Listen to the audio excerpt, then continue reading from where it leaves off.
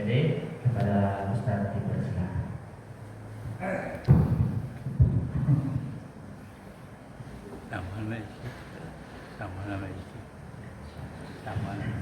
Oh iya, kita perlu rezeki dari pagi di sini guys. Bismillahirrahmanirrahim.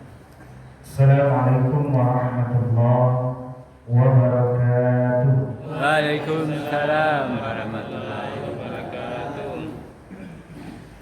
Hamdan syukurillah, salatan wassalaman ala rasulillah, la hawla wa la quwwata illa billah. Asyhadu an la ilaha illallah wahdahu la syarika lah, wa asyhadu anna Muhammadan abduhu wa rasuluhu la nabiyya ba'da amma ba'd. Allah Ta'ala fil Qur'anil Karim, a'udzu billahi minasyaitonir rajim. Bismillahirrahmanirrahim. Ma salakakum fis saqar? Qalu lam nakun minal musallin wa lam nakun nut'imul miskin wa kunna nakhudu ma'al kha'idin wa kunna nukadzibu biyaumiddin. Sadaqallahu a'lam. Puji syukur marilah sama-sama kita ucapkan kehadirat Allah Subhanahu wa taala yang telah melimpahkan rahmat dan nikmat-Nya kepada kita semua, sehingga karena rahmat dan nikmat yang Allah berikan kepada kita masih bisa melaksanakan aktivitas kita. Kemudian kita telah dapat melaksanakan ibadah salat maghrib pada hari ini. Mudah-mudahan segala bentuk ibadah yang kita lakukan dibalasi oleh Allah dengan pahala yang berlipat ganda. Amin ya rabbal alamin. Salawat dan salam buat Nabi kita Muhammad sallallahu alaihi wasallam. Yang terhormat Bapak pengurus masjid, kemudian yang kami hormati bapak-bapak, ibu-ibu, umumnya kaum muslimin dan kaum muslimat, sidang jemaah wirid yang sangat kami hormati. Baik, sebelum masuk kepada judul tausiah kita pada sore hari ini, pada hari ini ada yang perlu saya sampaikan. Yang pertama, Ambo menyampaikan tausiah sesuai dengan ilmu yang Ambo pelajari Bapak dan Ibu.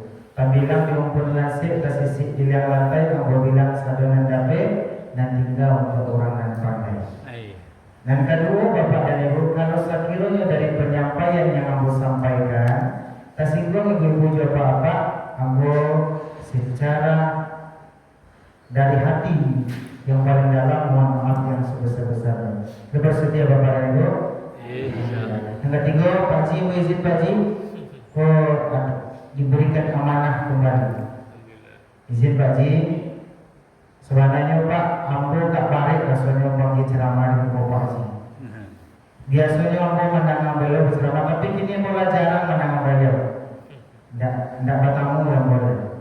Ketika beliau menyampaikan tausiah, aku tuh fokus mendengar apa yang beliau sampaikan, dan bisa juga aku bawakan di menyampaikan tausiah-tausiah di samping lain tadi.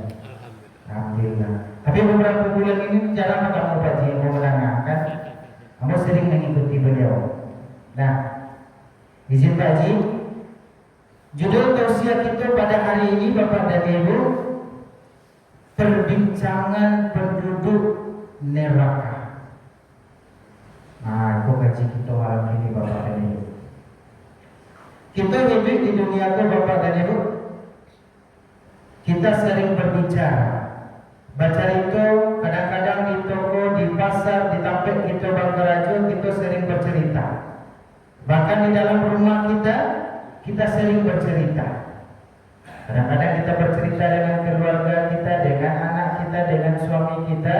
Kalau di luar kita bercerita dengan sahabat-sahabat kita. Namun tahukah kita Bapak dan Ibu, ternyata bahwa di neraka pun ada percakapan. Nah, ada ceritanya Pak.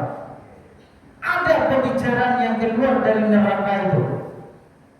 Di tengah kobaran api yang sangat menyala-nyala, di tengah teriakan penyesalan yang tiada akhir, Di tengah wajah-wajah yang hangus dan hati yang hancur dikarenakan azab dari neraka. Namun pada saat itu keluar perbincangan di dalam neraka itu.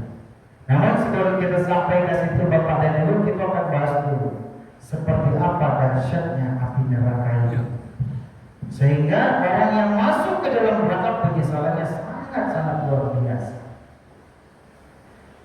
Kata Nabi, panasnya api neraka itu, api yang ada di dunia ini Bapak dan Ibu, sepanas-panasnya api di dunia itu hanya satu dari per 70 dari api neraka. Kata sahabat bertanya, api di dunia ini ya Rasul sudah sangat bisa menghanguskan? Dijawab oleh Rasulullah, 69 lagi itu berada di dalam neraka. Kemudian di riwayat lain dijelaskan Bapak dan Ibu, panasnya neraka itu seringan-ringan dari api neraka itu kita pakai sendal dari api neraka, ketika kita pakai mendidih otak kita. Itu seringan-ringannya Bapak dan Ibu. Nah pada saat itu ketika manusia masuk ke dalam neraka, timbullah penyesalan-penyesalan. Banyaklah yang meminta permohonan kepada Allah Subhanahu wa taala, dan pada saat itu terdengarlah pembicaraan yang Allah abadikan dalam sebuah dialog yang sangat menggetarkan. Ini terdapat dalam surat Al-Mudaththir. Di dalam surat Al-Mudaththir ayat 42 sampai 46 kita akan kaji siapa saja yang menjawab pertanyaan di dalam neraka sakar ini. Masalahkum fi sakar? Apa yang membuat engkau masuk ke dalam neraka sakar? Apa yang membuat engkau masuk ke dalam neraka sakar? Kemudian dijawab itu yang pertama Bapak dan Ibu. Siapa mereka? Yang pertama, qalu lam nakun minal musallin. Aku dahulu di dunia tidak pernah melaksanakan sholat. Ini yang pertama. Orang yang tidak melaksanakan ibadah sholat, orang yang lalai terhadap sholatnya, nanti akan dimasukkan oleh Allah ke dalam neraka sholat. Ini dalam surah Al-Mudaththir ayat 42 dan ayat 43 ini menjelaskan qalu lam nakun minal musallin, orang yang dahulu hidup di dunia yang tidak mendirikan ibadah sholat. Sholat adalah kewajiban mutlak bagi umat Islam hadirin yang dirahmati Allah. Sholat merupakan ibadah yang sangat penting. Bahkan besok di akhirat, ibadah yang pertama yang dahulu dihisab adalah ibadah sholat kita. Bahkan sangat pentingnya, sangat istimewanya ibadah sholat. Kalau kita bandingkan Bapak dan Ibu, kalau ibadah puasa itu wahyu yang diturunkan oleh Allah, ya Pak, melalui malaikat Jibril kepada Nabi Muhammad. Perintah haji itu merupakan wahyu Allah yang diturunkan oleh malaikat kepada Rasulullah melalui malaikat Jibril. Sedekah dan lain sebagainya wahyu yang diturunkan oleh Allah melalui malaikat Jibril. Tetapi hadirin yang dirahmati Allah, sholat Allah perintahkan Rasulullah menjemput dengan Allah Subhanahu wa taala. Ya Pak. Salat 5 waktu yang kita laksanakan itu dijemput langsung oleh Rasulullah sallallahu alaihi wasallam. Bertemu dengan Allah, kemudian dibawa lagi ke bumi dan itu disampaikan kepada manusia. Bapak Ibu sidang jemaah yang dirahmati Allah. Jadi salat itu adalah kewajiban bagi kita umat Islam. Quran surat An-Nisa ayat 103, "Inna sholata kanat 'alal mu'minin kitaban mauquta."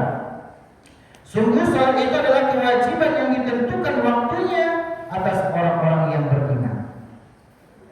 Kemudian dalam Quran surah Al-Baqarah ayat 43, "Wa aqimis shalah wa atuz zakah warka'u ma'ar rakiin."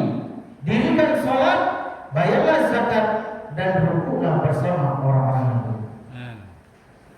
Ini perintah. Jadi orang-orang yang meninggalkan sholat, orang-orang yang tidak melaksanakan sholat, orang-orang yang lalai terhadap sholatnya, termasuk orang-orang yang merugi nanti di akhirat kelak. Dalam surah Al-An'am telah dijelaskan Bapak dan Ibu. Ya kan? Fawailul lil musallin. Celakalah orang-orang yang sholat. Ala sholat Bapak dan Ibu, tapi celaka. Tapi siapa dia? Alladzina hum an sholatihim sahun.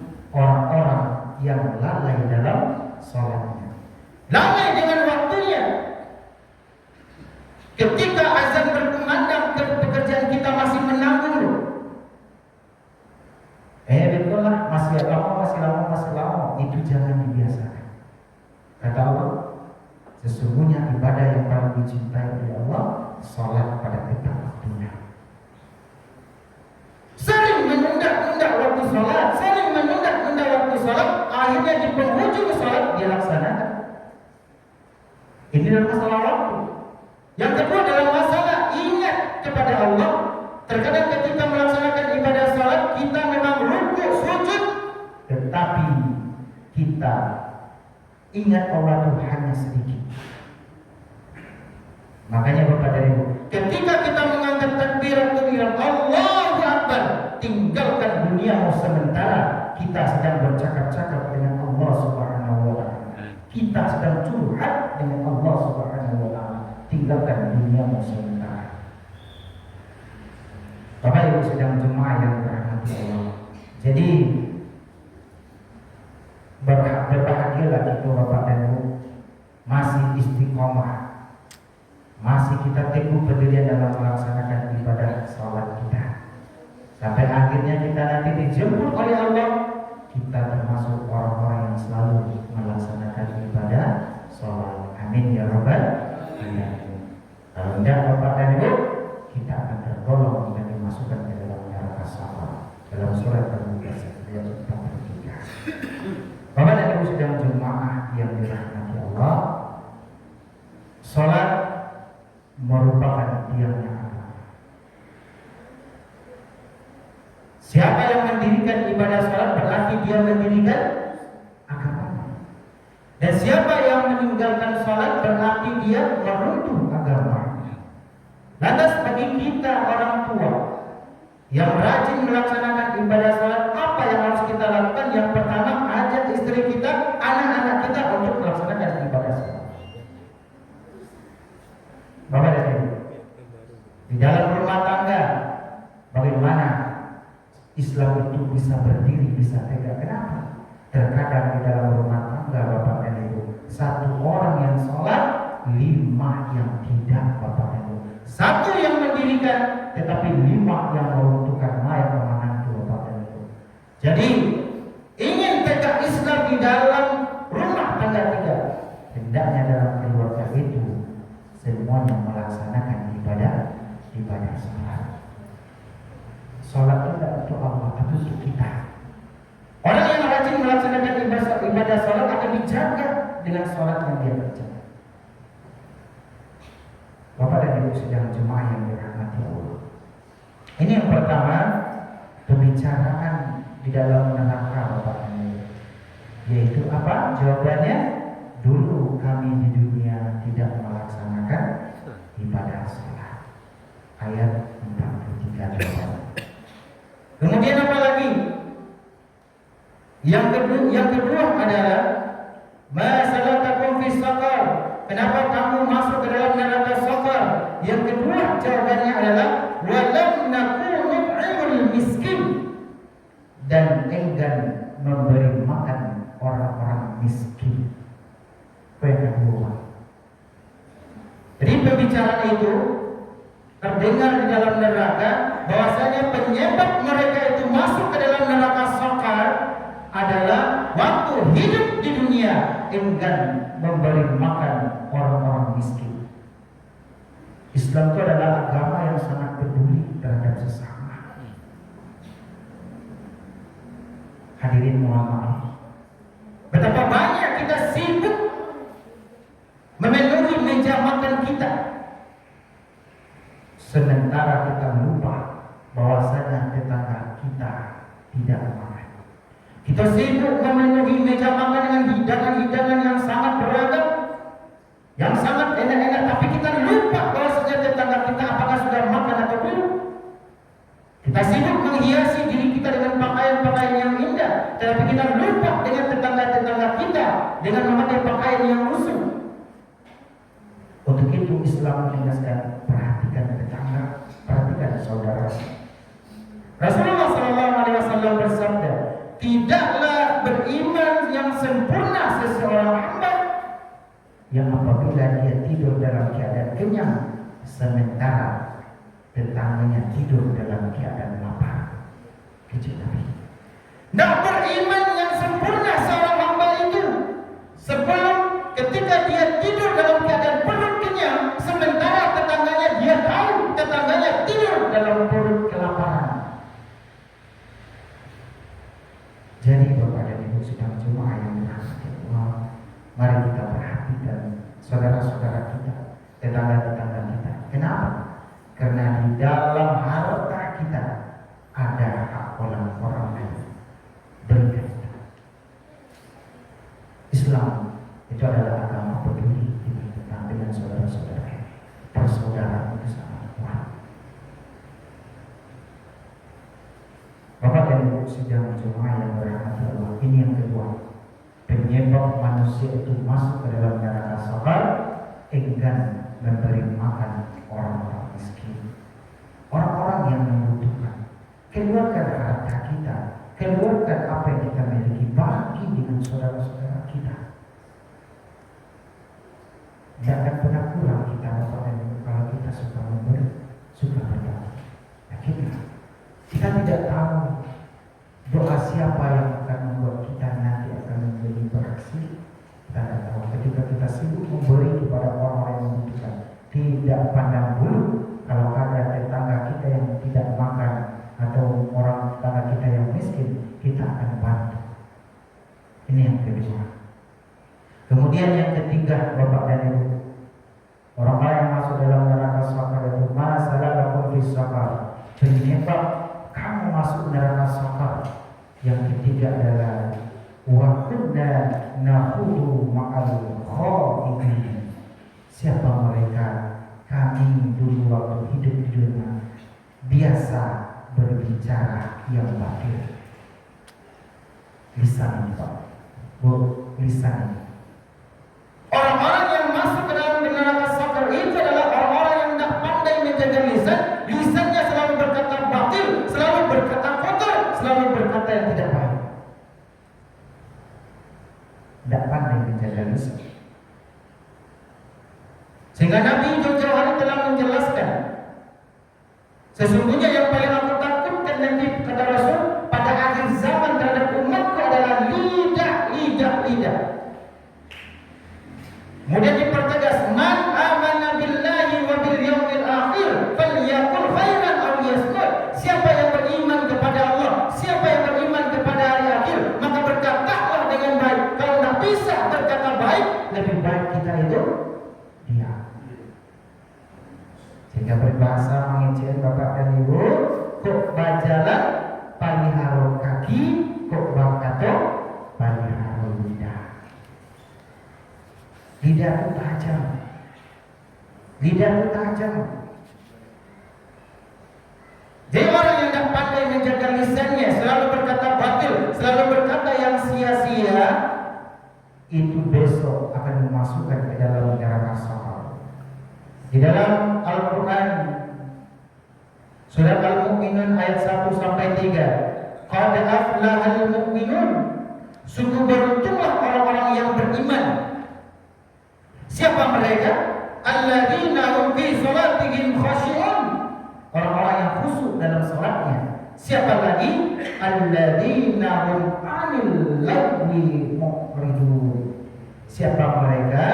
Orang-orang yang menjauhkan diri dari perbuatan dan perkataan yang tidak berguna. Bapak dan Ibu sidang jemaah yang dirahmati Allah, kemudian dipertegas dalam Quran surat Al-Asr ayat 70, ya ayyuhalladzina amanu taqullaha wa qulu qawlan sadida. Wahai orang-orang yang beriman, bertakwalah kepada Allah dan ucapkanlah perkataan yang benar. Jadi perkataan yang batil, perkataan yang tidak baik keluar dari lisan kita. Ketika itu kita selalu sampai akhir hayat kita, ketika kita tidak bertaubat kepada Allah, kita akan dimasukkan ke dalam neraka sakar. Hati-hati dengan lisan kita kepadanya. Lidah tidak bertulang, Pak, betul? Lidah tidak bertulang, betul? Lidah pun tidak bertulang, Bapak dan Ibu. Tapi kalau lidah yang tidak bertulang, tidak dapat kita jaga, tidak dapat kita kontrol, tidak bisa kita jaga, akan dapat menghancurkan rumah tangga orang lain. Betul? Lidah tidak bertulang, Pak.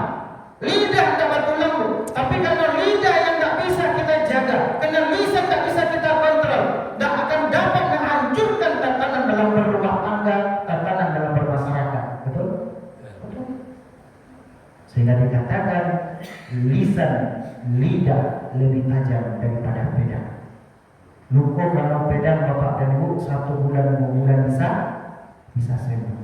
Tapi kalau luka karena lisan, bertahun-tahun akan payah sembuhnya. Betul? Makanya Nabi sangat memperhatikan terhadap lisan yang dimiliki. Hati-hati. Apa penyebab dari lisan yang perkataan yang batil ini? Yang pertama, perkataan yang tidak bermanfaat. Yang pertama, menggunjing, ghibah, bersumpah palsu, dan lain sebagainya. Hati-hati kita. Untuk itu dikatakan kalau tak bisa berkata baik, kok kata-kata itu kalau kita keluarkan akan berkata batil, lebih baik kita itu diam. Dalam hal ini diam laksana emas, Bapak dan Ibu. Kemudian yang keempat, yang telah dikatakan hadirin, masalah kakum fis saqar. Apa penyebab kamu masuk neraka sakar? Yang keempat adalah wa kunna nukadzibu biyaumiddin. Kami dahulu mendustakan hari pembalasan. Tidak yakin dengan hari pembalasan. Setelah dunia ini hancur, yang disebut dengan kiamat kubra, hancur semuanya alam semesta beserta isinya, kemudian Allah bangkitkan seluruh manusia. Disebut dengan yaumul ba'ats, hari berbangkit. Mulai dari umat Nabi Adam sampai umat akhir zaman dibangkitkan oleh Allah Subhanahu wa taala. Setelah dibangkitkan, masuk kepada tahap berikutnya, yaumul mahsyar. Hari berkumpul. Berkumpul semua umat dari umat Nabi Adam sampai umat akhir zaman berkumpul di yaumul mahsyar atau di padang mahsyar. Setelah selesai itu, Bapak dan Ibu, masuklah tahap berikutnya, yaumul hisab, hari perhitungan. Masuk berikutnya yaumul mizan, hari penimbangan amal. Setelah itu terakhir yaumul jaza, hari pembalasan. Nah, orang-orang yang masuk ke dalam neraka sakar, dia tidak percaya dengan hari pembalasan. Dan dosa itu dosa. Sehingga ketika hidup di dunia itu seenaknya saja. Tak mau beribadah, selalu berbuat maksiat. Kenapa? Tidak akan ada balasannya. Padahal sudah dijelaskan, sekecil apapun yang kita lakukan, Allah akan balas.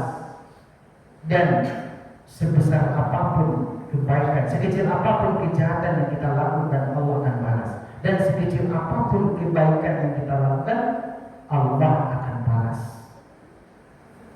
Itu sudah dijelaskan di dalam Al-Quran. Nah, orang yang masuk ke dalam neraka sakar, dia tidak percaya dengan hari pembalasan. Akhirnya apa? Dia penyesalan timbul di neraka sakar. Diberikan pertanyaan, apa yang menyebabkan kamu masuk ke dalam neraka sakar? Dulu kami waktu hidup di dunia tidak percaya atau mendustakan hari pembalasan. Tidak percaya. Bagaimana tanda-tanda orang yang percaya dengan hari pembalasan? dunia. Kenapa? Karena dia selalu diawasi oleh malaikat Allah Subhanahu wa taala. Yang kedua, setiap perbuatan yang dia lakukan akan dicatat dan akan dibalas oleh Allah Subhanahu wa taala. Yakini kita akan selamat. Dan yang ketiga, mari kita bertobat atas dosa-dosa yang kita lakukan kepada itu. Jadi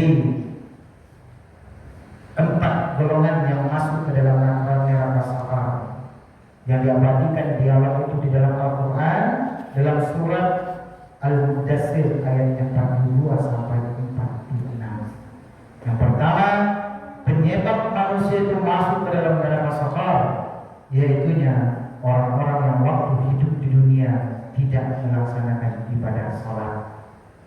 Bapak dan Ibu, seberat apapun persoalan hidup kita, banyak apapun persoalan hidup, beban hidup kita, mari kita letakkan beban itu di sajadah kita. Salat kita menghadap kepada Allah Subhanahu wa taala. Letakkan beban itu di sajadah kita, kita salat kepada Allah Subhanahu. Yang kedua, penyebab manusia itu masuk neraka saqar itu adalah enggan memberi makan orang, membantu orang miskin. Dan yang ketiga, orang-orang yang tidak bisa menjaga lisan, selalu berkata batil terhadap lisan yang miliki. Dan yang keempat, orang-orang yang selalu mendustakan hari penyesalan, tidak percaya terhadap hari penyesalan. Itu yang dapat kami sampaikan kepada Ibu. Mudah-mudahan bermanfaat bagi kita bersama, termasuk diri yang boleh menyampaikan. Mudah-mudahan kita selalu istiqomah dalam melaksanakan ibadah salat kita, kemudian selalu memperhatikan saudara-saudara kita, selalu menjaga lisan kita. Harus yang terakhir, yakini setiap perbuatan yang kita lakukan akan dibalas oleh Allah Subhanahu wa taala. Kalau pedang melukai tubuh masih ada harapan sembuh, kalau tidak melukai hati, kemana obat akan dicari? Wabillahi taufiq wal hidayah. Assalamualaikum warahmatullahi wabarakatuh. Waalaikumsalam.